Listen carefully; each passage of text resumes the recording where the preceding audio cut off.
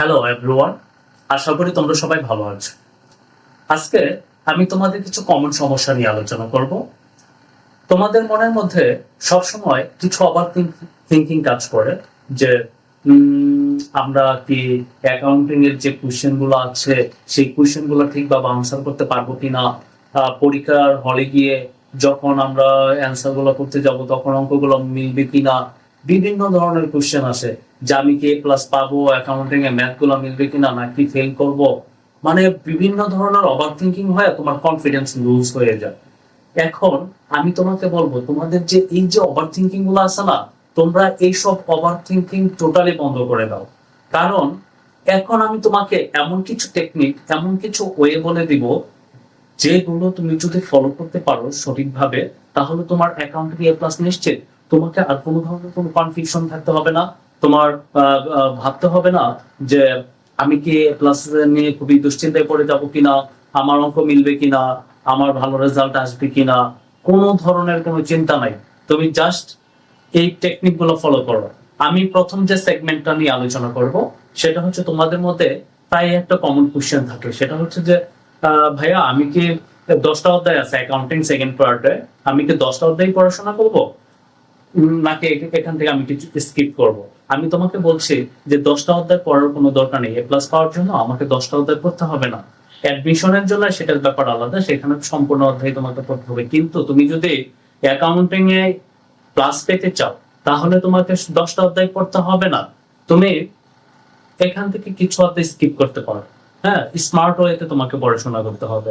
আমি তার জন্যই তোমাকে, তোমাদের জন্য মনে করো যে আমি কয়েকটা অধ্যায় বাছাই করে রেখেছি। তোমাদের তো টোটাল 7টা কোশ্চেনের আনসার করতে হবে। 7টা কোশ্চেনের মার্কস কত? তোমাদের টোটাল 7টা কোশ্চেনের মার্কস হচ্ছে 70 মার্কস। হ্যাঁ, তোমাদের ক বিভাগে থাকবে 20 মার্কস আর খ বিভাগে থাকবে 50 মার্কস। তুমি জাস্ট এখানে যে কটা অধ্যায় আছে, জাস্ট এই কটা অধ্যায় তুমি পড়াশোনা করবে। খুব ভালোভাবে পড়াশোনা করবে। এবং কোন ওয়েতে পড়বা, কিভাবে পড়বা, কত সময়ের মধ্যে পড়বা, আমি সবগুলো তোমাকে বলে দেব। আমরা জানি ক বিভাগে হচ্ছে পঞ্চম অধ্যায়ের যে চ্যাপ্টারটা, যৌথ মূলধনী কোম্পানির আর্থিক অবস্থার বিবরণী। যৌথ মূলধনী কোম্পানির আর্থিক অবস্থার বিবরণী এটা একদম বাধ্যতামূলক। এখান থেকে 20 মার্কস মানে 2টা কোশ্চেন তোমাকে আনসার করতেই হবে। বুঝতে পেরেছো? যৌথ মূলধনী কোম্পানির আর্থিক অবস্থার বিবরণী এই চ্যাপ্টারটা তুমি কিভাবে কমপ্লিট করবে, এটা তো আরো এক বড় একটা অধ্যায়। এখন তোমার মধ্যে কোশ্চেন আসে যে ভাইয়া আমি তো এটা যদি এখন মানে রিভাইজ করতে যাই তাহলে হচ্ছে আমি বাকিগুলো আর রিভাইজ করতে পারিনি। এত বড় একটা চ্যাপ্টার পড়তে পড়তে আমাদের একটা প্রবলেম হয়ে যায়, এটা সময় দিতে গেলে ওইটা সময় থাকে না, এটা সময় দিতে গেলে ওইটার সময় হয় না, আরেকটা বুক পড়তে গেলে আরেকটা ভুলে যাই, মানে বিভিন্ন ধরনের একটা প্রবলেম। তার জন্য তোমরা কি করবা জানো? তোমরা অবশ্যই একটা স্মার্ট ওয়েতে পড়াশোনা করবা। একটা কথা সবসময় মনে রাখবা যে বনের সিংহ সে ঘুমায় কত ঘন্টা জানো? বনের সিংহ ঘুমায় 18 থেকে 20 ঘন্টা। আর বনের যে গাধা, সেই গাধা 18 থেকে 20 ঘন্টা খাটে। বনের রাজাকে, বনের রাজা কিন্তু সিংহই। একটা জিনিস মনে রাখবা যে পরিশ্রম সব সময় সফলতার চাবিকাঠি না। আমাকে অবশ্যই পরিশ্রম করতে হবে। সেই পরিশ্রম করতে হবে যে পরিশ্রম করলে আমি বনের রাজা হতে পারবো। আমাকে স্মার্ট ওয়েতে পরিশ্রম করতে হবে। বুদ্ধিহীন পরিশ্রম সবসময় মূল্যহীন। তোমাকে অবশ্যই বুদ্ধি খাটিয়ে খাটিয়ে পড়াশোনা করতে হবে। বুদ্ধিহীনতার মতো 18 ঘন্টা তুমি যদি খাটো, হ্যাঁ, তাহলে কিন্তু তুমি বনের রাজা হইতে পারবে না, ওই বনের গাধা হয়ে থাকতে হবে। তার জন্য আমাদেরকে কি গাধার মতো খাটুনি বন্ধ করে আমাদেরকে বুদ্ধিমানের মতো স্মার্ট ওয়েতে আমাদেরকে পড়াশোনা করতে হবে। এখন যৌথ মূলধনী কোম্পানির আর্থিক অবস্থার বিবরণী এই চ্যাপ্টারটা আমি তোমাদের খুবই ইজি করে আমি আমার চ্যানেলে খুবই সুন্দর, খুবই ইজি ওয়েতে আমি ভিডিওটা আপলোড করে রেখেছি।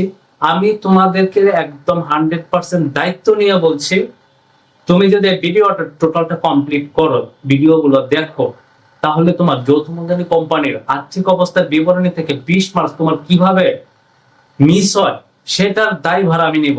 আমি ডেসক্রিপশনে আমার হোয়াটসঅ্যাপ নাম্বার দিয়ে দিচ্ছি।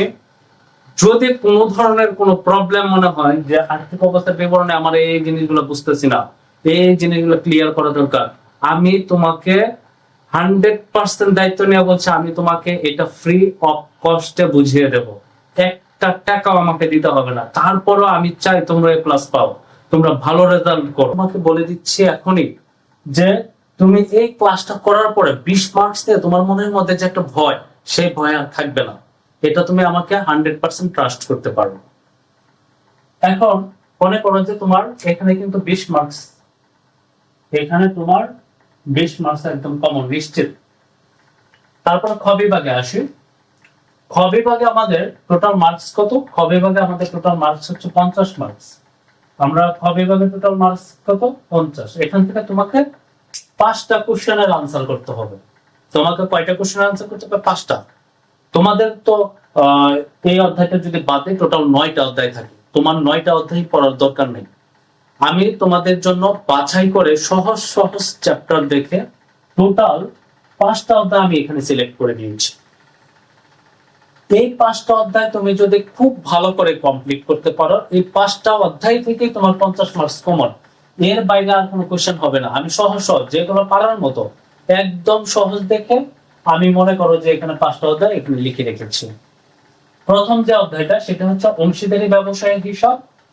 তারপরে 2 নম্বরটা হচ্ছে নগদ প্রবাহ বিবরণী। 3 নম্বর হচ্ছে যৌথ মূলধনী কোম্পানির মূলধন। 4 হচ্ছে আর্থিক বিবরণী বিশ্লেষণ। 5 হচ্ছে মজুত পণ্যের হিসাব রক্ষণ পদ্ধতি।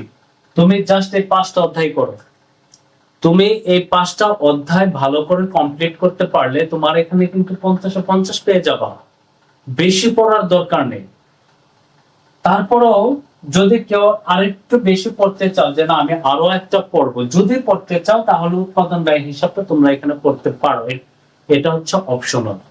তোমাকে যে এটা কমপ্লিট করতেই হবে এমন না। তুমি জাস্ট এই 5টা কমপ্লিট করো, তুমি 50 পেয়ে যাচ্ছ। তারপরে যদি কেউ করতে চাও উৎপাদন ব্যয় হিসাবটা করতে পারে, এটাও সহজ একটা চ্যাপ্টার। তোমাদের কিন্তু এই 50 মার্কস তুমি যদি সঠিকভাবে রিভাইজ করে সুন্দর একটা স্মার্ট হইতে, আমি বারবার বলছি স্মার্ট হইতে পড়াশোনা করতে হবে। গাধার মতো 18 ঘন্টা খেটে আমার লাভ নেই। আমাকে সিংহের মতো কি করতে হবে? স্মার্ট হইতে কাজ করতে হবে, তাহলে আমি সাফল্য পাবো। অংশীদারি ব্যবসায়ের যে হিসাবটা, হ্যাঁ অংশীদারি ব্যবসায়ের হিসাব তোমরা, এটা আমি এখনো ক্লাস দেইনি। নগদ প্রবাহ বিবরণী, নগদ প্রবাহ বিবরণী আমি একটা ওয়ান শট ক্লাস দিয়ে রেখেছি। তুমি এই ক্লাসটা দেখার পর তোমার কাছে নগদ প্রবাহ বিবরণী যদি কঠিন মনে হয়, তাহলে এই ক্লাসটা দেখার পর তোমার কাছে মনে হবে নগদ প্রবাহ বিবরণী তো একদম সহজ। জাস্ট একটা এই ক্লাসটা দেখলেই তুমি বুঝতে পারবা যে নগদ প্রবাহ বিবরণী আমি গল্পের মাধ্যমে পড়িয়ে পড়িয়ে পড়িয়ে পড়িয়ে টোটালটা শেষ করে দিয়েছি। মনে করো যে তুমি এই নগদ প্রবাহ বিবরণী ক্লাসটা দেখলে তুমি এখান থেকে 10 মার্কস পেয়ে যাবে। এখানে কোনো ভুল নেই। এখানে তুমি 10 মার্কস একদম ইজিলি আনসার করতে পারবে। তারপরে হচ্ছে অংশীদারি ব্যবসায়ের হিসাব, যৌথ মূলধনী কোম্পানির মূলধন, আর্থিক বিবরণী বিশ্লেষণ, মজুত পণ্যের হিসাব রক্ষণ পদ্ধতি। এগুলোর ক্লাসগুলো আমি খুব দ্রুতই ধারাবাহিকভাবে দিয়ে দিব। এই ক্লাসগুলো তুমি মানে কমপ্লিট করো, তাহলে দেখবে যে তোমার 50 মার্কস ওঠানো খুবই ইজি, খুবই ইজি। এখন আমি তোমাদেরকে আরেকটা বিষয় বলি যে তুমি এগুলা কিভাবে শেষ করবো, কত দিনের মধ্যে শেষ করবো। ঠিক আছে, কারণ সময় তো তোমার খুব একটা বেশি নেই, খুবই অল্প সময়। আমি ধরে নিচ্ছি মে মাস 17 তারিখ থেকে তুমি জুনের 26 তারিখ পর্যন্ত পড়তে পারবে, আমি ধরে নিচ্ছি। কারণ এরপরে তো তোমার আবার বাংলা প্রথম পত্রটা আছে, বাংলা দ্বিতীয় পত্র আছে, ওগুলো তো পড়তে হবে। জুলাই মাসের 2 তারিখে তো পরীক্ষা। তো মে মাসের 17 তারিখ থেকে জুনের 26 তারিখ পর্যন্ত, এর মধ্যে আবার ঈদ আছে। ঈদ মনে করো যে এখানে 3-4 দিন চলে যাবে, 4-5 দিন। সবকিছু বাদ দিয়ে আমি তোমাকে 30 ডেজ ধরলাম। সবকিছু বাদ দিয়ে আমি ধরলাম যে তোমার হাতে 30 ডেজ সময় আসতো। তুমি এই 30টা দিন কিভাবে প্রপার ওয়েতে পড়াশোনা করে অ্যাকাউন্টিং এ তুমি প্লাস নিয়ে আসবে, সেটা আমি তোমাকে একটু বলে দিচ্ছি। প্রথম 4 দিন, এই যে প্রথম 4 দিন তুমি পঞ্চম অধ্যায়টা ধরো। এই যে এটা যৌথ মূলধনী কোম্পানির আর্থিক অবস্থার বিবরণ। এই 4 দিন তোমাকে কিন্তু 4 দিন ফুল ডে পড়ার দরকার নেই, কারণ তোমার অন্যান্য পড়া আছে, তুমি ওগুলো পড়বা। কারণ এটা যদি 4 দিন বলে পড়ো, বাকিগুলো কখন পড়বে? তোমার ফাইন্যান্স আছে, ব্যবসায় উদ্যোগ আছে, মার্কেটিং আছে, বাংলা প্রথম আছে, ইংলিশ আছে, অনেক পড়াশোনা আছে। এই 4 দিনে তুমি প্রতিদিন প্রতিদিন 3 ঘন্টা পড়াশোনা করবা। তাহলে প্রতিদিন যদি 3 ঘন্টা পড়ো, 4 দিনে হইতেছে 12 ঘন্টা। এই 12 ঘন্টায় তোমার পঞ্চম অধ্যায় শেষ। 12 ঘন্টায় তোমার পঞ্চম অধ্যায় কমপ্লিট। কনসিস্টেন্সিটা অবশ্যই বজায় রাখবা। তুমি যদি এই ধারাবাহিকতাটা ব্রেক করো, তুমি কিন্তু পারবা না। তোমাকে অবশ্যই কনসিস্টেন্সি বজায় রাখতে হবে, যে 4 দিন 3 ঘন্টা করে প্রতিদিন আমি যৌথ মূলধনী কোম্পানির আর্থিক অবস্থার বিবরণী পঞ্চম অধ্যায় শেষ করে ফেলবো। 12 ঘন্টা তুমি যদি প্রপারলি পড়ো, মানে কি বলবো, 100% শিওর তুমি 20-20 পাবা। এর বাইরে যদি তুমি 12 ঘন্টা পড়ার পর, আমার এই ক্লাসগুলো করার পর তুমি যদি 20 মার্কস না পাও, সেটা পুরো দায়ভার আমার, পুরো দায়ভার আমি নিয়ে নিলাম। এখন বাকি থাকে কয়টা অধ্যায়? আরো 5টা অধ্যায় বাকি থাকে। আমি এই 5টা অধ্যায়ের জন্য, দ্বিতীয় বিভাগের জন্য, দ্বিতীয় সেগমেন্টের জন্য আমি বাকি যেহেতু 5টা অধ্যায় থাকে, এই 5টা অধ্যায়ের জন্য আমি 8 দিন সময় নিলাম। কতদিন সময় নিলাম? 8 দিন সময় নিলাম। এখন 8 দিন আমি পড়বো হইতেছে টোটাল 25 ঘন্টা। 8 দিন আমি কত ঘন্টা পড়বো? 25 ঘন্টা। তাহলে প্রতিদিন 3 ঘন্টা করে সময়, একটু হালকা বেশি, 3.3 ঘন্টা, আর একদিনে তুমি 4 ঘন্টা পড়বে। তোমার টার্গেট 25 ঘন্টা আমি পড়বো। এভারেজে প্রত্যেকটার জন্য 5 ঘন্টা করে সময় পাচ্ছ। এভারেজে কত ঘন্টা করে সময় পাচ্ছে? একটা অধ্যায়ের জন্য 5 ঘন্টা করে সময় পাচ্ছে। একটা অধ্যায়, তুমি যদি বিলিভ না হয়, তুমি নগদ প্রবাহ বিবরণী এই ওয়ান শট ক্লাসটা আমার একবার দেখো। দেখার পরে তোমাকে কত ঘন্টা সময় দিছি এক একটা চ্যাপ্টারের জন্য? 5 ঘন্টা করে সময় দিছি। তোমাকে 5 ঘন্টা করে সময় দিছি এক একটা অধ্যায় শেষ করার জন্য। তুমি ওয়ান শট ক্লাসটা আমার দেখো। ওয়ান শট ক্লাসটা দেখার পরে তুমি ওই ম্যাথ, যে 3টা ম্যাথ করে দিয়েছি, সেই 3টা ম্যাথ দেখো। তারপরে বাকি তোমার আরো 2-3টা বোর্ড দেখো, 2টা কলেজ দেখো। দেখার পর তোমার 5 ঘন্টা সময় যদি লাগে, তারপর আমাকে বলবো। তোমার 5 ঘন্টা সময় লাগবে না, তুমি 3 থেকে 3.5 ঘন্টার মধ্যে তুমি বস হয়ে যাবে নগদ প্রবাহ বিবরণী। যদি আমার কথা বিশ্বাস না হয়, তুমি আগে ক্লাসটা করো। ক্লাসটা করার পরে তুমি আরো 2টা বোর্ড দেখো, আরো একটা কলেজ কোশ্চেন দেখো। দেখার পরে তুমি দেখো যে তোমার 3 থেকে 4 ঘন্টার মধ্যে এই নগদ প্রবাহ বিবরণী বা সবকিছু শেষ হয়ে যাবে। তুমি নিজে পরীক্ষা করে দেখো, আমার কথা বিশ্বাস করার দরকার না। তুমি নিজেরা পরীক্ষা করে দেখো যে ভাইয়া যে বলছে আসলে কি সম্ভব। তুমি আমার ক্লাসটা পরে তারপরে তুমি নগদ প্রবাহ বিবরণী, এমন কোনো অঙ্ক নাই যে তুমি আর পারবা না।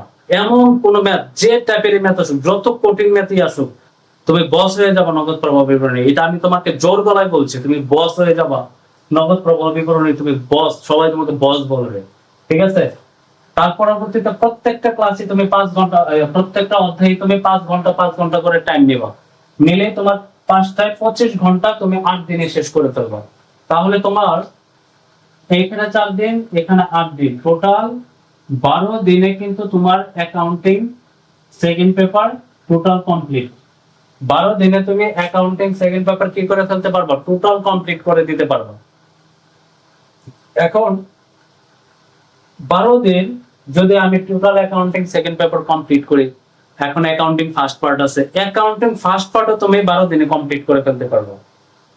অ্যাকাউন্টিং ফার্স্ট পার্টে তুমি কোন কোন অধ্যায়টা পড়বা, তারপরে কি কি অধ্যায় পড়তে হবে, সবগুলো আমি বলে দেব। টাইম সহ কিভাবে পড়বা, ঘন্টা সহ বলে দেব।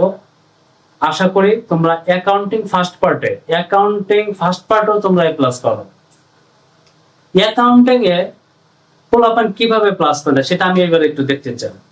আমি তোমাদের দায়িত্ব নিয়ে বলছি, যারা যারা আমার এই ক্লাসটা দেখছো, জাস্ট আমি যে যা বলছি সেইভাবেই তোমরা জাস্ট মেনটেন করার চেষ্টা করো। কনসিস্টেন্সিটা বজায় রাখো, পড়ার ধারাবাহিকতা বজায় রাখো। তুমি যদি আমার কথা অনুসারে, আমি যেভাবে বলছি ঠিক সেভাবে তুমি যদি পড়াশোনা করো, তুমি যদি অ্যাকাউন্টিং এ প্লাস না পাও, সেটা পুরো লাইবিলিটিস আমি নিয়ে নেব। আমি আমার ডেসক্রিপশনে আমি আমার নাম্বার দিয়ে দিচ্ছি। তোমাদের যদি কোনো ধরনের কোনো প্রবলেম ফেস হয়, কোনো চ্যাপ্টারে যদি কোনো প্রবলেম ফেস হয়, জাস্ট তোমরা আমাকে একটা মেসেজ করবা। আমি সেই অধ্যায়ের সম্পূর্ণ কিছু বুঝিয়ে দেবো, কোনো টাকা পয়সা কিচ্ছু লাগবে না। আমি চাই তোমরা ভালো রেজাল্ট করো, ভালো অ্যাকাউন্টিং এ তোমরা এ প্লাস পাও, সবাই অ্যাকাউন্টিং এ প্লাস পাও, ভালো রেজাল্ট করো। অ্যাকাউন্টিং এ প্লাস খুবই ইজি, জাস্ট একটু স্মার্ট হইতে, আমি বারবার বলছি জাস্ট একটু স্মার্ট হইতে পড়াশোনা করো, অ্যাকাউন্টিং এ প্লাস হলো খুবই ইজি। আর আমার এই সাজেশন বা যে তোমাদের টেকনিক গুলো বললাম সেগুলো যদি ভালো লাগে তোমাদের কাছে, তোমরা যদি উপকৃত হও, তাহলে তোমরা তোমাদের বন্ধুদের সাথে শেয়ার করবা। হ্যাঁ, জ্ঞান সবসময় বিলিয়ে দিতে হয়, জ্ঞান তুমি যত সবার মাঝে বিলাবা, জ্ঞান তত তোমার বৃদ্ধি পাবে, সবাই তোমাকে ভালোবাসবে। অবশ্যই লাইক, কমেন্ট, সাবস্ক্রাইব করে আমাকে আরো অনুপ্রাণিত করবা। ঠিক আছে, তোমরা খুব ভালো করে পড়াশোনা করো, সবাই ভালো করে পরীক্ষা দাও। Thank you.